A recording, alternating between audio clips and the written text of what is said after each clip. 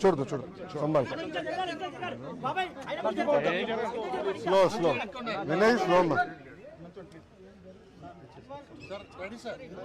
రెడీయా మీడియా మిత్రులందరూ నమస్కారం.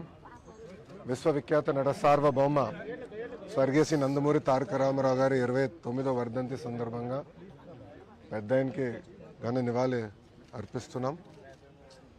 ఎన్టీఆర్ అనేది కేవలం 3 అక్షరాలు కాదు, ఒక ప్రభంజనం. అటు సినిమా రంగంలో కానివ్వండి, రాజకీయాల్లో కానివ్వండి ఆయన నంబర్ 1గా నిలిచిన వ్యక్తి. సినిమాలో మనం ఒకసారి చూస్తే, ఆయన చరిత్రగాను ఒకసారి చూస్తే అన్ని రకాల సినిమాలు ఆయన చేశారు, ఒక మార్క్ అనేది నిలబెట్టారు. దాని తర్వాత రాజకీయాల్లోకి వచ్చిన తర్వాత కేవలం 9 నెలల్లో ఒక ప్రభంజనం సృష్టించి తెలుగుదేశం పార్టీని అధికారంలోకి తీసుకొచ్చిన వ్యక్తి అన్నా ఎన్టీఆర్. ముఖ్యమంత్రి అయిన తర్వాత కూడా రిలాక్స్ అవ్వకుండా ₹2 కిలో బియ్యం కానివ్వండి, పటేల్ పట్వారీ వ్యవస్థ రద్దు చేస్తాం కానివ్వండి, మహిళలకి ఆస్తుల్లో సమాన హక్కు కల్పిస్తాం కానివ్వండి, ఇట్లా అనేక సంస్కరణలు తీసుకొచ్చారు అన్నా ఎన్టీఆర్. అన్నా ఎన్టీఆర్ వల్లనే ఈరోజు తెలుగోళ్ళు తలెత్తుకుని తిరిగే పరిస్థితి వచ్చింది. ఆనాడు భారతదేశంలో తెలుగోళ్ళు అంటే మెద్రాసీలు అనేవారు. కానీ తెలుగు జాతి గర్వించే విధంగా ఆయన మన గలం ఢిల్లీలో వినిపించారు. ఆనాడు ఆయన బర్తరఫ్ చేస్తే కేంద్ర ప్రభుత్వంతో పోరాడి మళ్ళీ పార్టీ అధికారంలో నిలబెట్టుకున్న వ్యక్తి అన్నా ఎన్టీఆర్. ఒక వ్యక్తితో ప్రారంభమైన తెలుగుదేశం పార్టీ ఈరోజు 1 కోటి మందితో సభ్యత్వాలు తీసుకుని నిజంగానే చాలా గర్వకారణం. ఏ ఆశయాలతో అయితే అన్నా ఎన్టీఆర్ తెలుగుదేశం పార్టీని స్థాపించారో మేమందరం కలిసికట్టుగా తెలుగు వాళ్ళు ఎక్కడున్నా వాళ్ళకి అండగా నిలబడడానికి, తెలుగు జాతి ఎక్కడున్నా వాళ్ళ అగ్రస్థానంలో ఉండాలని లక్ష్యంతో మేమందరం అహర్నిశలు పనిచేస్తామని మీకు తెలుపుకుంటూ, ఇప్పుడు మీడియా మిత్రులకి ఏమైనా ప్రశ్న ఉంటే దానికి సమాధానం చెప్పడానికి సిద్ధంగా ఉన్నాం. जब तक सूरज चांद रहेगा एनटीआर का नाम रहेगा. इंग्लिश చెప్పాలా? ఓకే. టుడే ఇస్ అన్నా ఎన్టీఆర్స్ 29th వర్ధంతి. It could be movies, it could be in politics. He has left a strong mark for himself. In movies, he has done various roles. He has also done the roles of enemies to elevate, to explain to people why enemies behave in a certain manner. And when it comes to even the political realm, the kind of reforms that he has given, the kind of reforms that he has introduced, even today, other states are following. And if you look at it back then, in terms of food security, giving women equal rights and assets, giving power at a very subsidized price to farmers, the irrigation projects that he has done, even today they all stand as a testimony for his vision, his commitment for the people of Telugu speaking states. So as a party, we started with 1 member, that is Anna NTR. Today we stand tall with 1 crore members. With what objectives Anna NTR started the party? We are carrying his legacy forward. Wherever Telugu people are, in whichever state or in whichever country across the world, wherever they are, we will stand by them. Our agenda is only one, which is Telugu people across the world, across the globe should be number 1. Thank you very much. Sir, NTR గారు మీకు చిన్నప్పుడు ఒక మాట చెప్తూ ఉంటారంట, అంటే ప్రజల కోసం ఎలా పోరాడాలి అని.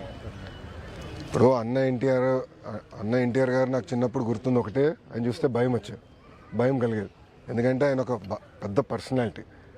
మనవాడైనా ఆప్యాయంగా పిలిచినా ఇంట్లో మాకు చెప్పి పంపించారు, ఎవరి దగ్గర పెట్టుకో, పిచ్చి పనులు చేయొద్దని. కొంచెం అల్లరి ఎక్కువ నేను చిన్నప్పుడు.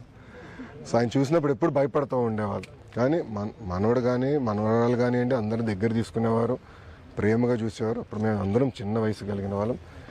కానీ మీరు చూస్తే ఆయన మాకు చెప్పాల్సిన అవసరం లేదు. ఆయన ఏ ఆశయాలతో అయితే పార్టీని స్థాపించి, ఏ ఆశయాలతో అయితే పార్టీని నడిపించారో మాకు ఇప్పుడు కూడా తెలుసు. ఇటు తెలంగాణ కానివ్వండి, అటు ఆంధ్రాలో కానివ్వండి సీనియర్ నాయకులు ఉన్నారు, వాళ్ళందరూ మాకు గుర్తు చేస్తూ ఉంటారు.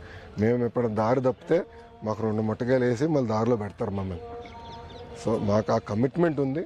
ఏ ఆశయాలతో అయితే పార్టీని స్థాపించారో అదే ఆశయాలతో పార్టీని మేము ముందరు తీసుకెళ్తాం. ఎన్టీఆర్ గారి శత జయంతి ఉత్సవాలు అమరావతి మధ్యలో ఆగిపోవడం జరిగింది కదా, మళ్ళీ మొదలు పెట్టి ఈ సంవత్సరం ఎలా ఉండబోతుంది సార్? అమరావతి పరిస్థితి ఏంటి? మీరు చూస్తే ఆంధ్ర రాష్ట్ర అభివృద్ధికి కార్యక్రమాలన్నీ మళ్ళీ ప్రారంభించాం. అన్ని పనులు యుద్ధ ప్రాతిపదికంగా మళ్ళీ ఈ నెలాఖరు గల మొదలవుతాయి. అన్ని పనులు ఒక లాజికల్ కంక్లూజన్కి తీసుకెళ్తాం, దాంట్లో ఎలాంటి సందేహం లేదు.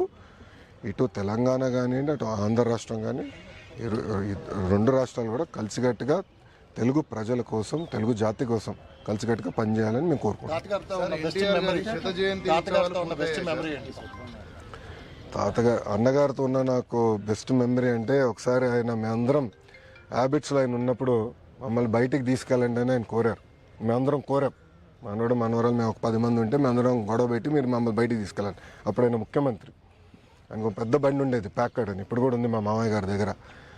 ఆయన నేనే నడుపుకుంటే తీసుకెళ్తానని ఏమో స్పీడ్గా వెళ్ళారు.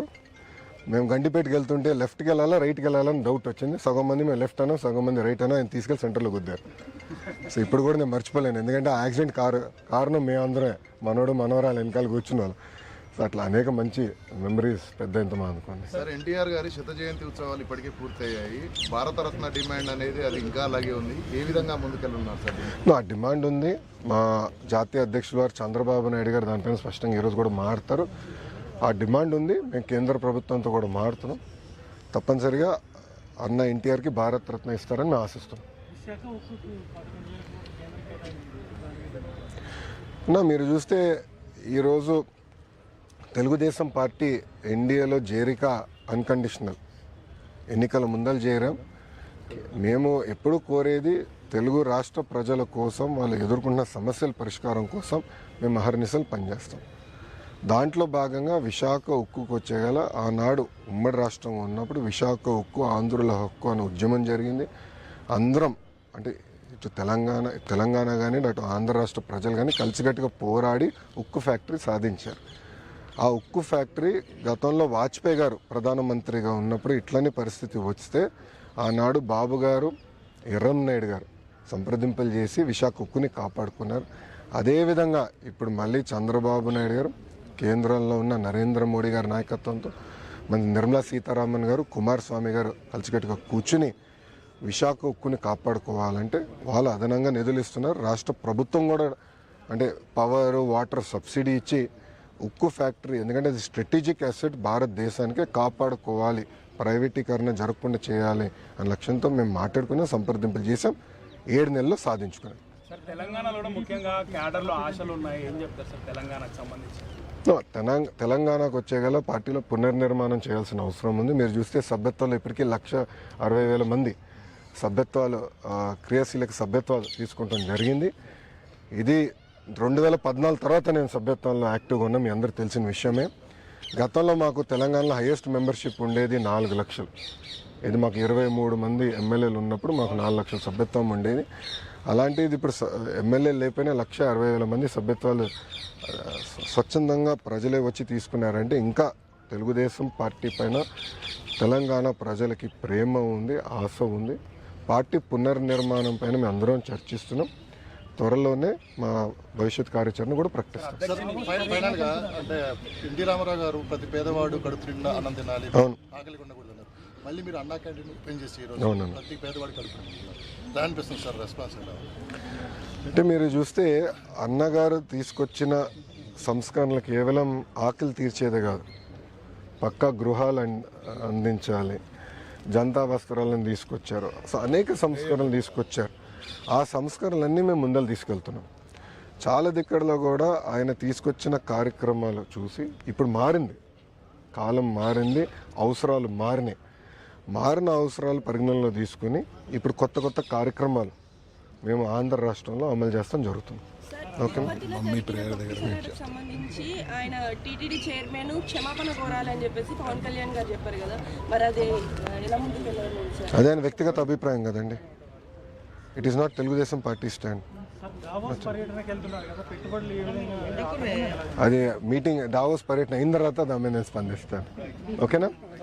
థ్యాంక్ యూ అమ్మా, ఉంటానమ్మా. జై హింద్. థ్యాంక్ యూనా. ఫోటో లాస్ట్ దగ్గర అమ్మ వెయిటింగ్. మైక్ ఎవరు మన మైక్